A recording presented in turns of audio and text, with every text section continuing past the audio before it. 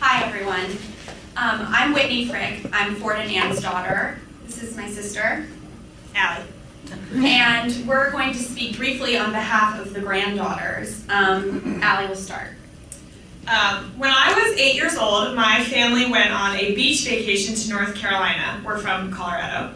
And Grandma Jerry encouraged me to keep a journal of our vacation and then share it with her afterward as a way of letting her know about everything that we did.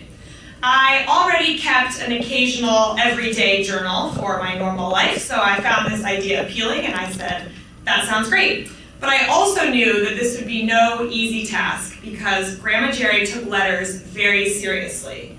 For years, she drilled into us the proper form of thank you letters, reminding us that each note must have a date, an appropriate salutation, a hearty description of the occasion for which the note was warranted, and a sincere closing. Though she finally had given up on us ever writing in cursive, we eventually learned how to write otherwise satisfactory letters and thank you cards, a skill that I believe has helped me land at least one job since college. So during our vacation, I would write each night about that day's activities. I soon learned that beach vacations don't make for very interesting reading. Every day's entry was pretty much identical. Today we went to the beach. I read my book. Then I swam in the ocean. After that, I read some more. And then I got sunburned, so I had to go inside. Despite the repetitiveness of the journal, Grandma was thrilled when I sent it to her. And for me, the habit stuck. After that, I kept a journal for every trip I went on for the next 10 years, chronicling everything from family vacations to college campus visits. Although I kept these journals to myself, keeping them fueled a passion for writing that has lasted to this day.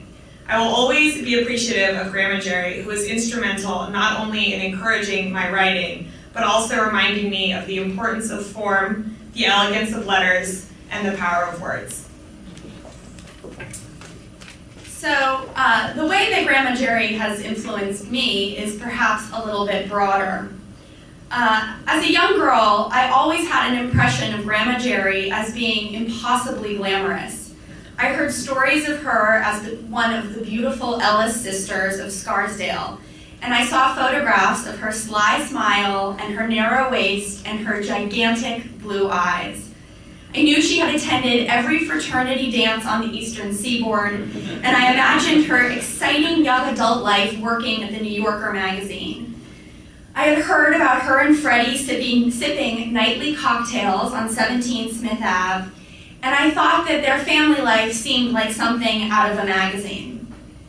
And as I grew up and came to know her better, I realized that coupled with all of this beauty and glamour was true passion for community and nature.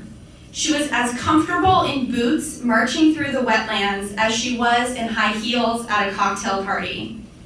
She could work the Brookhaven dining room like a prom queen, greeting fellow diners and entertaining them with banter about family. But then she'd remind them to recycle.